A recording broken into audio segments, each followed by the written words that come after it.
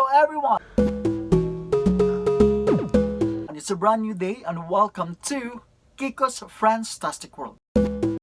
Since I don't love much talking, what we're gonna do today is that we will talk, talk, talk. Yes, you heard it right. SKL, share ko lang. In English, just wanted to share. Just wanted to share my response and actions taken during the hype of this COVID-19 up to this very day. I know that we all have our own different way on how we respond to this COVID-19. Disclaimer, I am not insinuating that you have to follow mine. But instead, just continue doing what you think best for you or what really makes you happy. Again, SKL, share ko lang. In English, just wanted to share. I always have this mindset that whenever there's one more person outside infected with COVID-19, I still need to be extra careful by following the protocols on how to maintain social distancing, keeping ourselves safe, and even help on how to stop the spread of this COVID-19. I could still remember the time when this became a pandemic, that fear inside of me, and even being over paranoid with all the actions I took. Here's what I realized and learned because of COVID-19.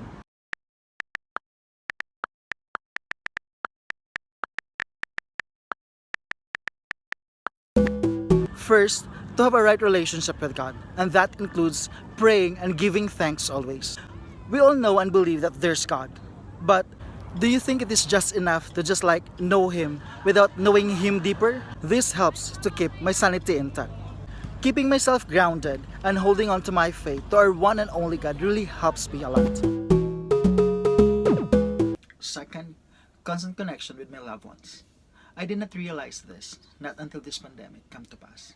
My loved ones can attest that I don't have constant communication with them prior to this pandemic. And even up to this very day, I guard my friends and limit my spectators.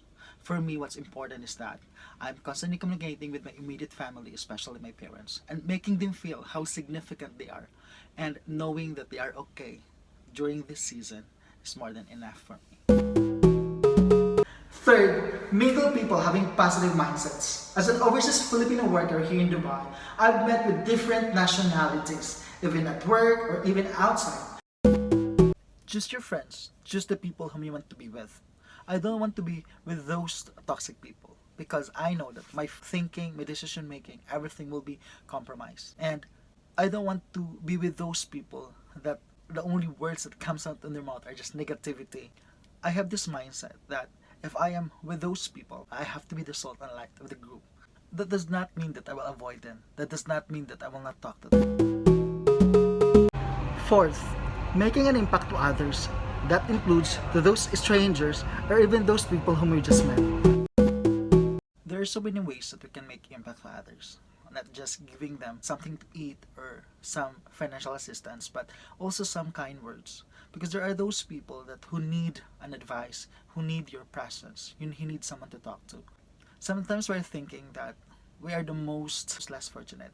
But again, instead of counting the things that you don't have, count the blessings, count the things that you have. Think of those people who are in the hospital, who are fighting between life and death just to survive. And here you are. So instead complaining, instead of asking questions, be a blessing.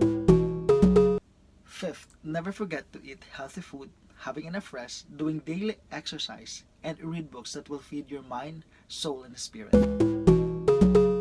Sixth, finding a way to give myself a break, or the things I love to do indoor other than daily exercise. And lastly, minimizing my outdoor activities. With the diverse news of how tragic this season brought to the world's economy and even the death tolls of every nation, it will really make you so troubled and depressed. I then realized that there's no rich nor poor individuals are excused with this virus. And if it's really your time, there's nothing more that you can do. You always go back to the author and perfecter of your life. There are numerous politicians, celebrities, influencers, and a lot more that they themselves knew that their money can't buy an extra lives for them to live more years whenever their immune system is so weak and in the event that they can survive. Not even their supporters or avid fans can do something about it. This is the reality, and that only means that in this season, we are all equal. Then, here comes the lockdown. In the Philippines, there are so many terms used in order to prohibit my fellow countrymen from gathering or going outside. This is so sad, and this really brings more stress to everyone. Others are used to making a living by going outside, or others also are enjoying by going outside or hanging out. And in just a snap, you're grounded. My heart is for those who are in the highest position of our country and also to the people. If you will read the news and not look into the other side of the story, then you will just be biased. Our government is trying to help stop the spread of the virus. They're doing their very best to cater everyone's need, but they also have their own struggles. They also have their own challenges. On the other side, those less fortunate and people who only depend their next meal out from their daily wage, then they really need to work and go out for them to live.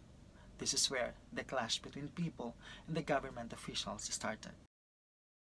I am also affected in this, but again, I always go back to God and kneel down because I know that our enemy here is invisible and intangible. In fact, I met and seated with strangers and handful of people who are so stressed and tired of this season. Had a cup of chai, talked to them, and cheer each other up. Those are the people who lost their jobs, financially distressed, lost their loved ones, and etc. Me too, I have my own struggle. I am not excused. I even remember that time in the start of this pandemic that at 4 a.m. I went outside in my room, stayed on the balcony, and plead to God. I cried and I prayed that God would spare and protect those vulnerable people, such as the elderly, the pregnant women, the babies, the infants. Those are innocent victims. I prayed for a cure, a medicine that would end this pandemic forever. That's why when I hear the news that there's vaccine, I line up directly without any hesitation. As an overseas Filipino worker here in Dubai, we then started to feel homesickness, paranoid and hopeless with this season, especially when there's travel ban like from the United Arab Emirates or countries to the Philippines, which means those who already planned their annual vacation need to postpone it. Or let's say, it's okay to travel, but you still need to render some quarantine days once you arrive in the Philippines. Meaning, our vacation days won't be enough to spend time with our family. I am a sinner. I am way far from being perfect. I have my own flaws. But at the end of the day, I always bring and give back all glory to Him. I don't take someone else's approval, not even their likes nor comments that will add one more life for me to live on this earth. I care on my identity and relationship with God, and that's all that matters. That's all for now, and I hope that you learned something out from this video. I'll see you on my next episode. Thank you so much, and God bless everyone.